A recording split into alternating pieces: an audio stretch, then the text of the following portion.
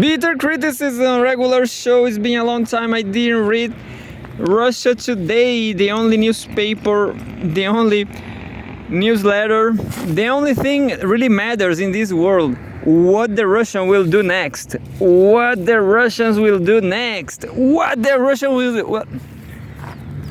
People say, people are arguing. People argue. People argue. War on Ukraine is over. People say war in Ukraine is done. I guess it's true.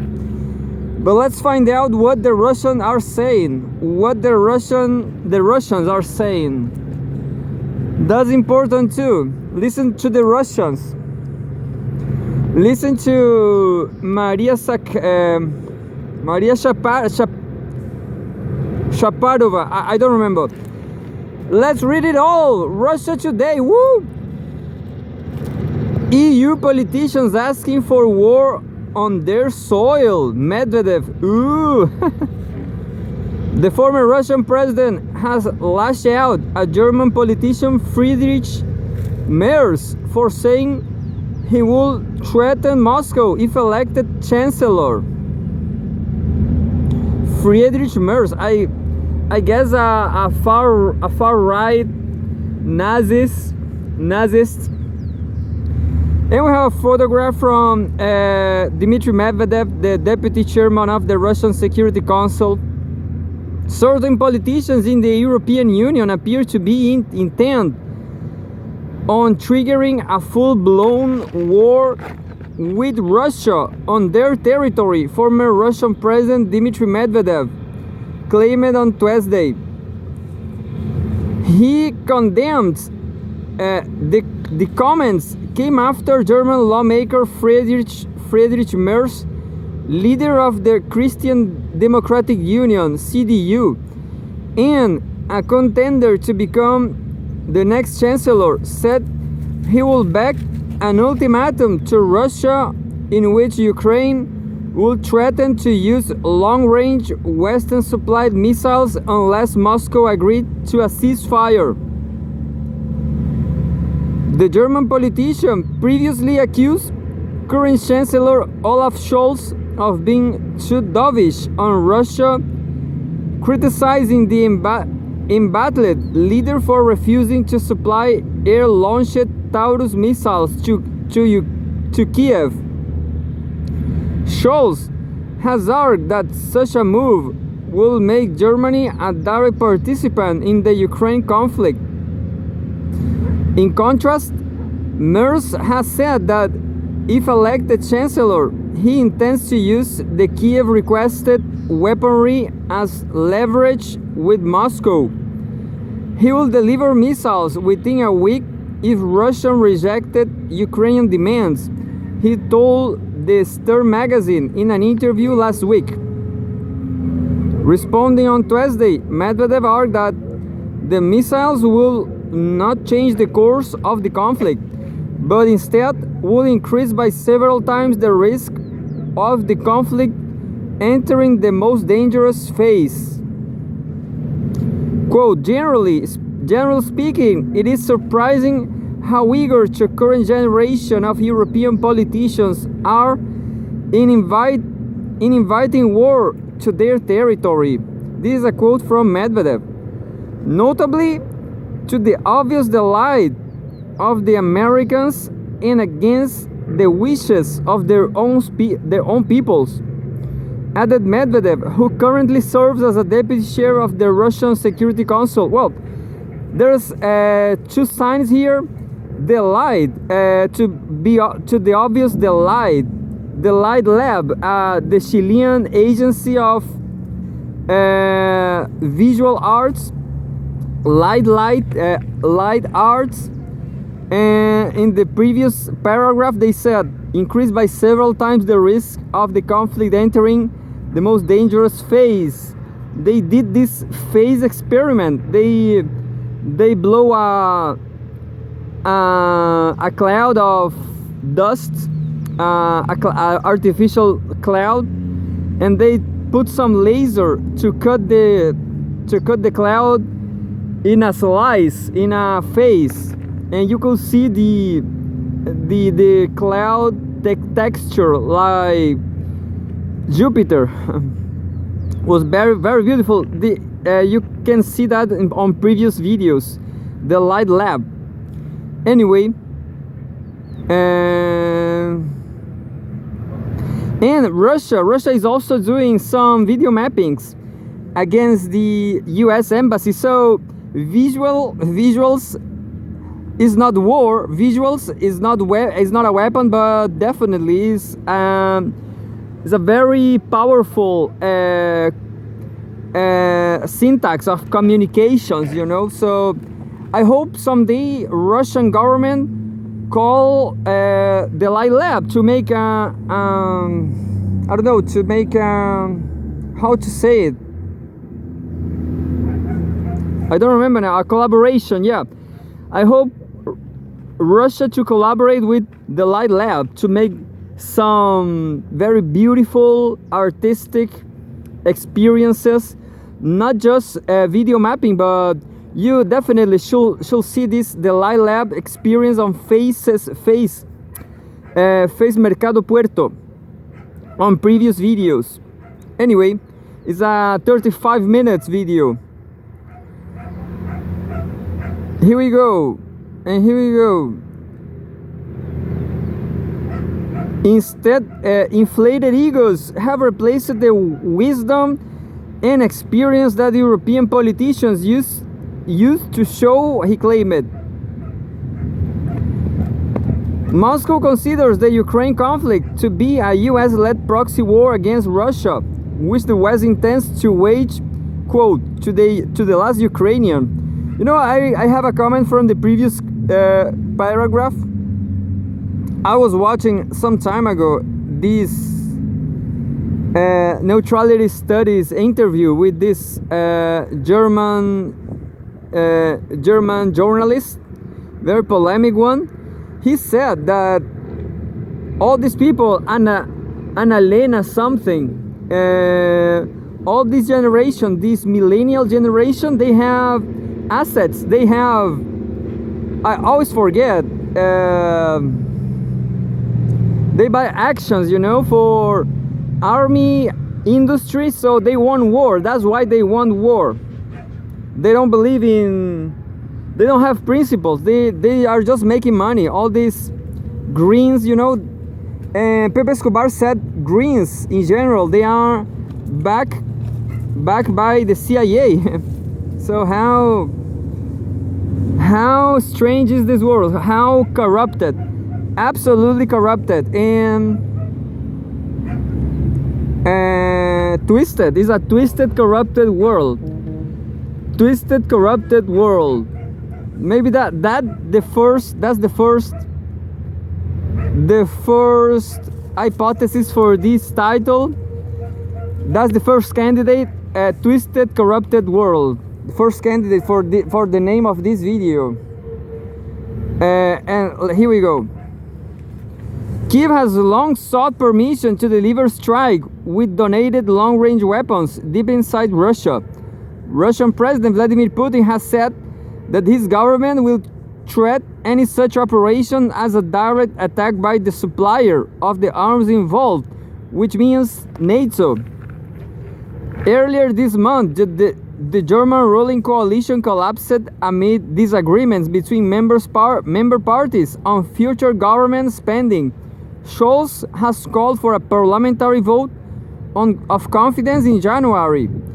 Depending on the outcome, he will either let a minority government or call a snap general election, just like this boy Macron. Anyway, so from the previous page again to the previous page, Russia Today.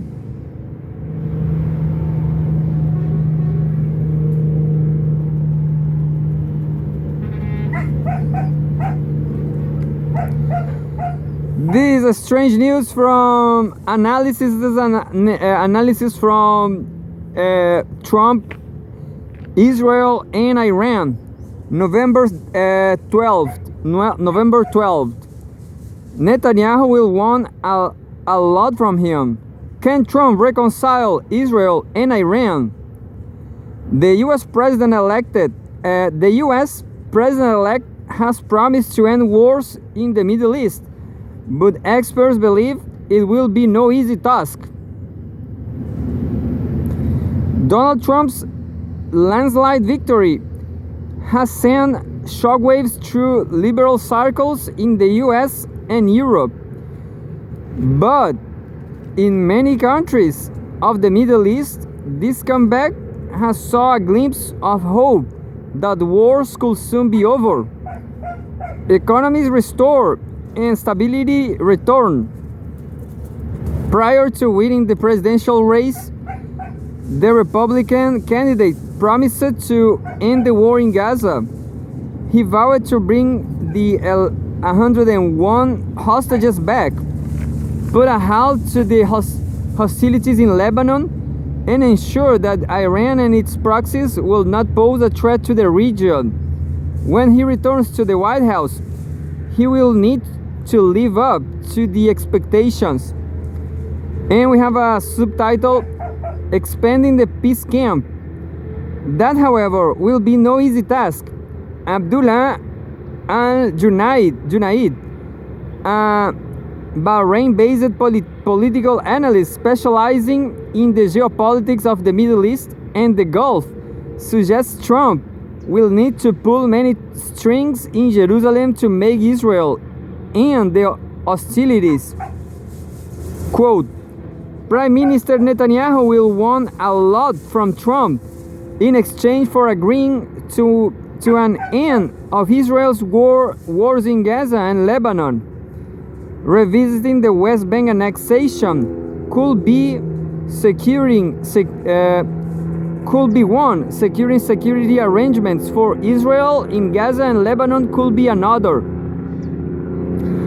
In 2020, during his first term in office, Trump proposed the so-called deal of the century, a peace plan that aimed to resolve the decades-long Israeli-Palestinian conflict.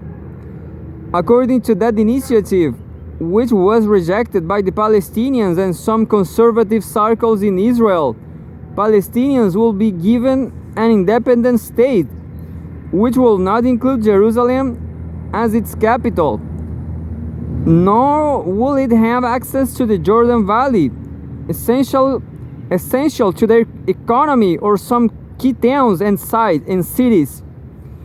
The plan never came to fruition with Trump leaving office in 2021, but with his return to power, it might be revived. Another initiative that could be put back on the table is the expansion of the so-called peace camp and the establishment of diplomatic relations between Israel and Arab nations, most crucially Saudi Arabia. The Biden administration has failed to produce any tangible results in this regard, but with Trump in power, Netanyahu is hoping the tide might turn. Al-Junaid says it will be a huge challenge.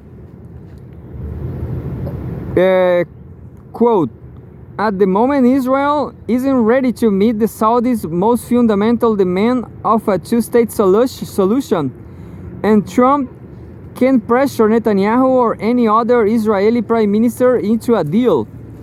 That doesn't mean that principles can be agreed, but for that to happen, regional stability needs to be viewed as a regional issue first, and until it's treated as such, nothing will work.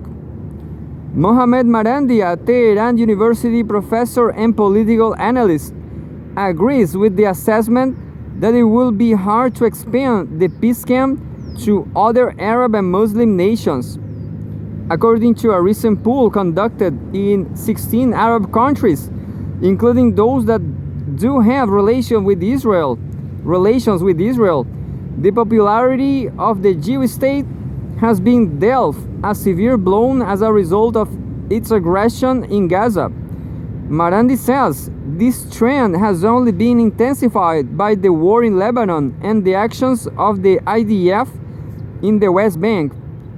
Quote, Saudi Arabia and the other countries in the region like Turkey, Jordan, Egypt, and the Emirates are all being severely criticized by their own people and people across the region because they are seen as either indifferent towards the Palestinians and the Lebanese, or collaborating with the Israeli regime, Marandi argued. Quote, Saudi Arabia might like to turn a blind eye to Israel's genocidal attacks in Lebanon and the Holocaust in Gaza, but the more it tilts toward the Israeli regime, the more dangerous it becomes at home. So I think that will be a key problem for Trump. He will not be able to mobilize these oil-rich nations to support the Israelis as long as the atrocities in Gaza, Lebanon, and the West Bank continue, unquote. Security concerns. Prime Minister Benjamin Netanyahu insists that his country will not stop the war until all goals are achieved. Those include the return of the hostages and Israel's displaced residents in the north, as well as making sure Gaza and Hezbollah do not pose a threat to Israel's security. The way Israel sees it, the Biden administration has done very little to address these concerns. In the South, the Democrats have objected to the idea of Israel entering Rafah, which has become a stronghold for Hamas militants. They have also rejected the idea of Israel controlling the Rafah crossing and the Philadelphia corridor, bro, which Israel claims radical Palestinian groups have been smuggling arms, money, and combatants. In the north, the Biden administration has not achieved much either. From the standpoint of Israel, Amos Hochstein, Biden's special representative, who has been in charge of mediating between the sides, has failed to push Hezbollah north of the Litani River.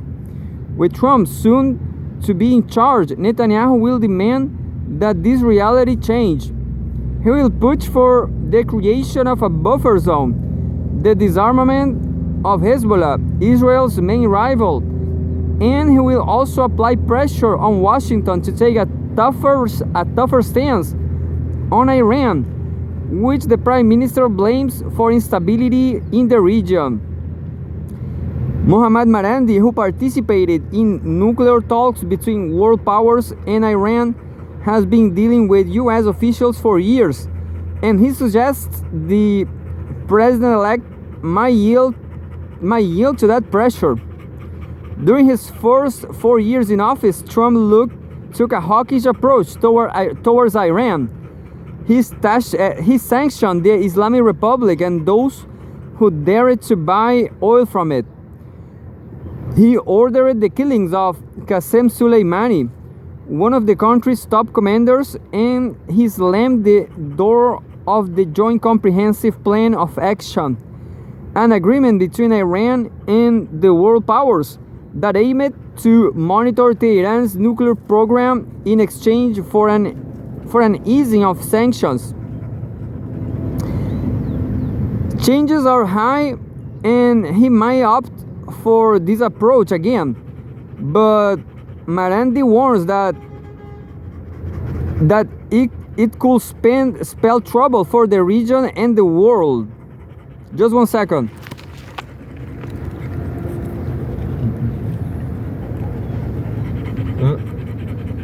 We had an orgy here in my dog's ear. Look, a thick orgy. She had, let's count. This is about 1 female and oh, this is just a menage. Mursi had a thick menage. A thick menage on her ear. It's funny because in English you have only one word for ear, like the external ear, the cartilage ear, and the inside is also an ear. In Spanish, we have oreja, the external ear, and oído, the internal ear, which are very different things, I guess.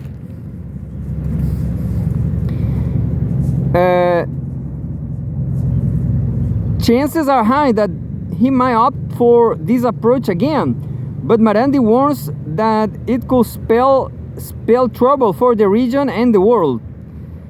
In order for him to succeed as an American president, and in order to end the economic hardships at home, Trump might want to decrease tensions with Russia and Iran, he argues. Quote, if he fails to do so, the conflict might expand in the region and force the intervention of the United States.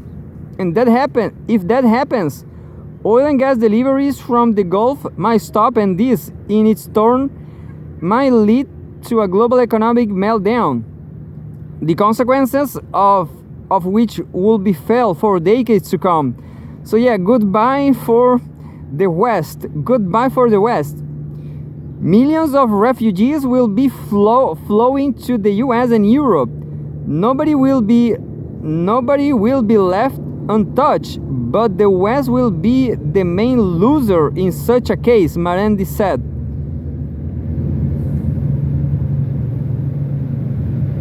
Yeah. Al Junaid agrees the repercussions might be dire, but believes that this time Washington will choose a more balanced approach to Iran, partially because it will need Tehran to settle the Russian-Ukraine conflict, and partially because Trump's foreign policy goals stretch far beyond the region. Quote, Trump's foreign policy challenges won't be limited to peace in the Middle East or extending the Abraham Accords signed between Israel, the UAE, Bahrain in 2020 to include 20 more nations. Trump has vowed to end all wars, not to start new ones, and his main headache will be finishing the conflict in Ukraine. But Marandi is skeptical that balance will prevail. Quote, such a scenario will be possible if Washington behaves rationally.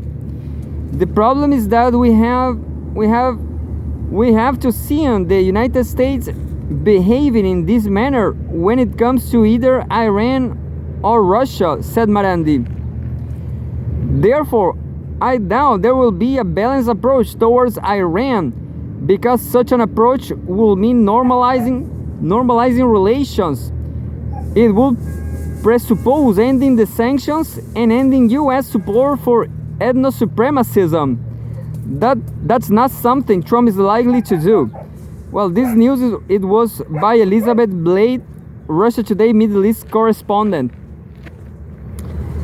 Anyway,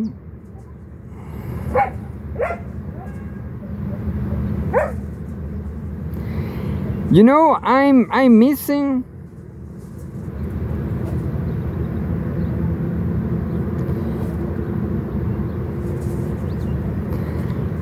this is the last one from Russia Today. Maybe this episode will be all from Russia Today, because this looks like a very large news, very large article.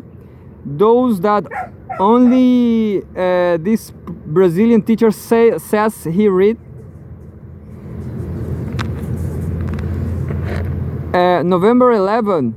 Here's why the Western working class vote for people like Trump. Very interesting. As the US president-elect leads the way, elites elsewhere continue to prove they have abandoned those whom they are supposed to represent.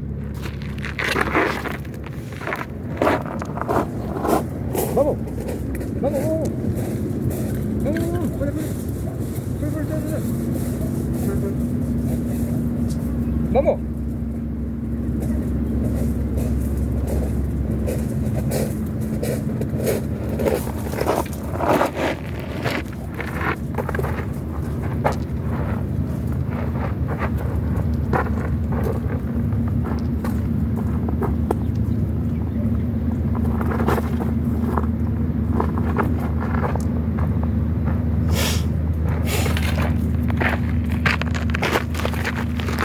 It's noisy dog, noisy Luna. Such a noisy beach. Well, let's keep reading. Very interesting news by Graham Rice. Graham Rice, an Australian journalist and former media lawyer whose work has been published in the Australian, the Sydney Morning Herald, The Age, the Sunday Mail, The Spectator, and Quadrant. Well, a boy with a brain. Graham. Sounds like Graham maybe is Jewish, I guess. I don't know. Keir Starmer, Prime Minister of the United Kingdom, arrives next to Australian Prime Minister Anthony Albanese on the right.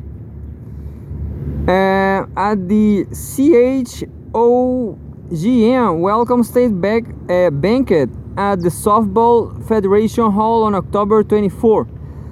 As Keir Starmer struggles to come up with a credible explanation for having trousered over 100,000 liras.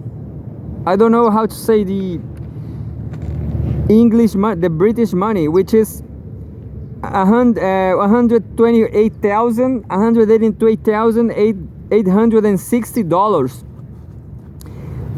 worth of gifts from the unstintingly generous Lord Ali. A similar scandal has recently engulfed Australia's Labor Prime Minister Anthony Albanese. This is hardly surprising. Both leaders make such of having come from working class backgrounds. Starmer endlessly refers to his toolmaker father, and Albanese talks about having grown up on a housing commission stayed at the drop of a cloth cap. However, both prime ministers and the parties they lead long ago ceased to act in the interest of the UK or Australian working classes. One clear indicator of this is that both Starmer and Albanese enthusiastically and greedily accept the largesse showered upon showered upon them by the global elites, whose interests they and their parties so ruthlessly protect. In fairness to Albanese, it must be stated that the scale of grift that he has engaged in does not even begin to approach that of Starmer. Nevertheless, Albanese has recently been accused of using his close friendship with now disgraced former CEO of the airline Qantas, Alan Joyce, to receive regular upgrades for him and his family over a period of decades. The sum involved amounts up to some $10,000, small change compared to Starmer's bundle of loot. Albanese also obtained a free chairman's lounge membership for his young son. Admittedly small beer compared to the luxury accommodation that Starmer managed to procure for his teenage son to study in. The Albanese government has made a number of decisions favorable to Qantas, including restricting Qatar Airways access to the Australian market, and this has led to the criticism of Albanese's long-standing association with Joyce. But Albanese's troubles do not end there. A few weeks ago, the media revealed that he had recently purchased a $4.5 million cliff-top seaside mansion. Hardly a good look when ordinary Australians are struggling to find houses to rent affordably, let alone purchase, and Albanese and his government are facing an election early next year. You know, all this is fine. I just remember the Juice Media. You can find Juice Media on YouTube. They are very critical, of course. Their criticism is very interesting and very just. The question is, they also blame Russia a lot. So maybe that's imperialism too. That's all that maybe is liberalism, imperialism, globalism from Jewish media. So I don't trust Jewish media anymore. But anyway, here we go.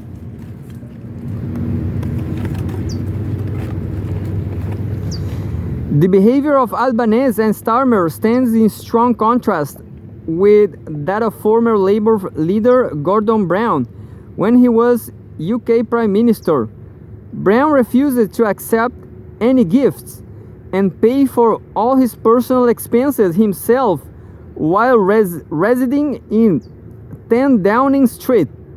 Brown apparently left office in debt, a fate that is unlikely to befall either Starmer or Albanese. One strange aspect of Starmer and Albanese's fondness for accepting freebies in their mutual obsession with Taylor Swift. Both are apparently ardent Swifties, and free tickets to her concerts figure prominently in the list of loot that they have both managed to commandeer recently. This is small. Is not important. This is not important. This is stupid from Russia Today. Tickets are nothing. Because show art in general just happen. It will happen anyway. Like public transport. Honestly, nobody have to pay because it will happen anyways. So culture, transport, even food. Food will keep growing. So anyway, there's a lot of waste in capitalist system, in any system. Food in any system, culture, transportation will keep coming. Energy. Anyway, so that was stupid from Russia Today. The tickets, and I don't like Taylor Swift. Anyway, the two prominent political leaders should profess adoration for such a vacuous pop star is surely an indicator of rank Philistinism, as well as capitulation to the vacuous and worthless popular culture that permeates the West at present. Definitely. So they turn to be wokies, they turn to be liberal. Shameless greed, Philistinism, and a strange fascination with Taylor Swift are not all that Starmer and Albanese have in common. They're also hopelessly inept politicians. Starmer's popularity and credibility have hit rock bottom just a few months after winning a very large parliamentary majority. Fortunately for him, he will not have to face the ire of the UK electorate for another 5 years. Albanese's first term, he was elect in 2022, has been a disaster. His indigenous voice referendum suffered a crushing defeat, and his government has done nothing to alleviate the cost of living and housing crisis that are currently impoverishing ordinary Australians. Albanese still struggle to hold on to office at next year's election. A few weeks ago, two former prominent Labour leaders publicly condemned Albanese's Labour Party for having deserted the Australian working class. In his memoir, A Long March, former Labour Senator and Minister Kim Carr condemned the party for being elitist and out of touch. He asserted that the party had deserted had deserted its blue-collar, low-income voting base, while embracing identity politics and acting in the interests of affluent inner-city elites. Carr said Labour had become a party of political grievance, while becoming dismissive of those who were going in touch. Those who were going it tough. He accused Albanese and the party leadership of political ineptitude, lacking, quote, an active agenda and an ongoing policy formation, unquote, and, quote, betraying the tradition of being a bold reformist party.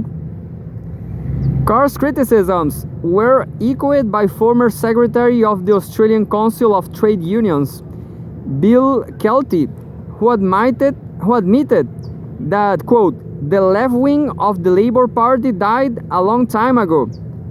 Kelty stated that the Albanese government was alienating working class voters, had failed to represent low-income workers, and that it needed to formulate, quote, an inspirational set of policies if it were to avoid impending defeat at next year's election.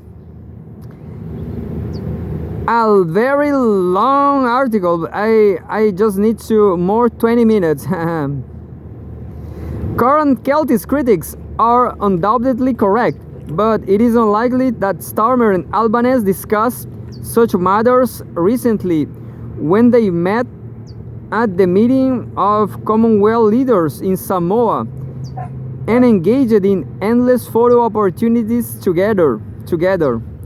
Climate change was the main topic of discussion between the two prime ministers.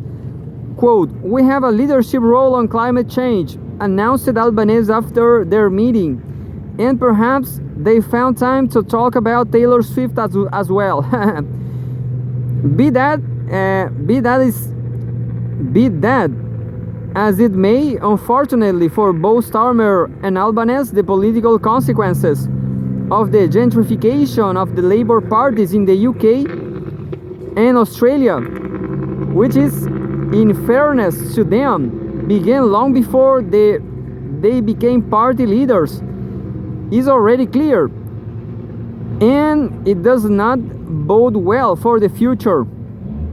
The primary vote of both parties, now hovering around 30%, has been in free fall for some years, and in future they will find it increasingly difficult to form majority governments. Even when in power, Labour governments will not be able to solve any of the pressing problems, both internal and external, that confront contemporary Western liberal democracies. That is because their inflexible commitment to global elite ideologies, including catastrophic climate change and identity politics, and the political ineptitude for their leaders make it virtually impossible for them to even begin to solve these problems. Political instability can therefore only intensify as those groups can continue to be economically and culturally displaced by the global elites. Most notably, the traditional working class continue to turn to populist parties, either to the right or left, who promise to reverse their displacement. Nigel Farage's Reform Party won seats at the recent UK election, in Australia the Greens have recently adopted policies aimed at dealing with the cost of living and housing crisis, including price controls, rent controls, the dismantling of monopolies, and increases taxes on large corporations in an attempt to reinvent themselves as a quasi-populist party. Well, maybe Russia Today is also green. Maybe Russia Today is also green. I will make a logo for myself. Red Russia Today. What about that? Red Russia Today. Yeah, I'm going to do it right away. Anyway,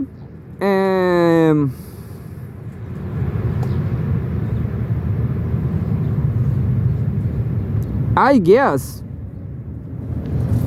Well, this is nothing new. Karl Marx said that the bourgeoisie corrupt the whole system. If all these poor guys, Albanese and any politician, they corrupt themselves. That's not a question, you know. And these developments can only exacerbate the chronic political instability that has given rise to them, because the UK and Australian Labour governments remain firmly opposed to any kind of genuine economic reform. Well, this is again capitalism, corruption, capitalism, corruptibility. Anyway, so capitalism corrupt everybody, and of course, capitalism in the neoliberalism phase will not allow people to have a house, people to have a work, a job. You know, that's how the capitalism works. This is the key internal dilemma confronting liberal democracies in the West at present, and it cannot be solved by inept political leaders like Starmer and Albanese, who have been personally compromised with the global elites, whose interests they are determined to protect, no matter what the cost. This analysis was confirmed by Donald Trump's crushing victory in this week's presidential election in America. The Democratic Party, like the Labour parties in the UK and Australia, long ago ceased to represent the interests of the American working class, white, black, and Latino. And Trump has presided over a dramatic shift in the working class vote for the Democrats to the populist Trumpian Republican Party.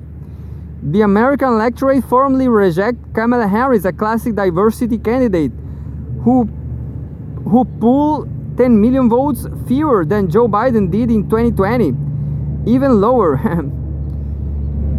And even in Democratic New York, Trump achieved swings of over 10% in some working class electorates. Bernie Sanders succinctly and correctly explained Harris' defeat as follows, quote, It should come as no great surprise that Democratic Party, which has abandoned working class people, will find that the working class has abandoned them, unquote. It is all very well for Starmer and Albanese to rail against Nigel Farage and the Greens, and for Kamala Harris to condemn Trump as a fascist. But if their president refusal to contemplate genuine economic reform that has created the populist political backlash that Starmer, Albanese, and Harris so fiercely condemn, yet utterly fail to understand.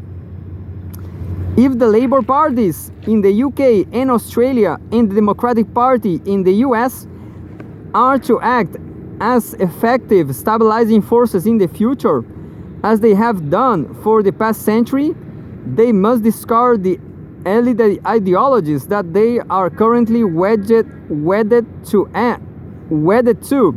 and become, to use Kim Carr's phrase, quote, bold reformist parties, unquote.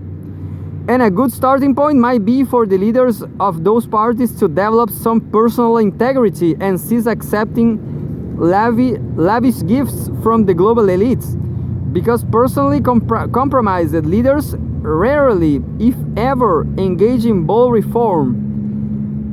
In bold reform, as the old Spanish proverb has it, quote, honor and money cannot live in the same purse. That's funny. Well, honor and money cannot live in the same purse. And that's it. Final thoughts. The statements, views, and opinions expressed in this column are solely those of the author and do not necessarily represent of those of Russia Today. Oh, just more 1 minute. 1 minute for yoga, of course.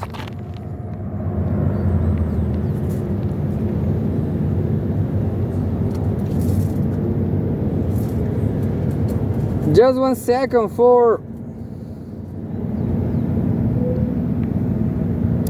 my Brazilian friends.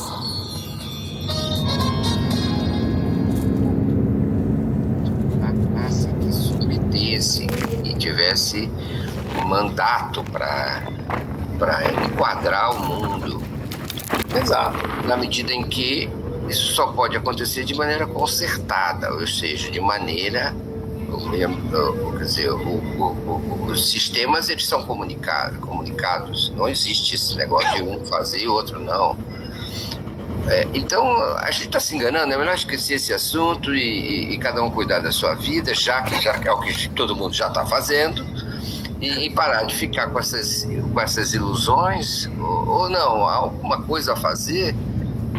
Olha, eu acho que isso que você está falando é exatamente o ponto nevrálgico, né? Quer dizer, just a little yoga. Let me tell you, this channel, the TV 24/7 from Brazil, they are controlled by the same thing, the same liberalism, these liberal democracies. The Labor Party in Brazil, the Partido dos Trabalhadores, is saying that the same thing.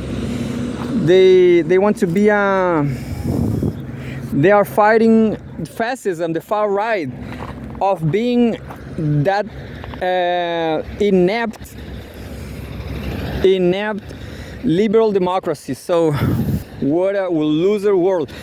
The baby boomer generation has lost.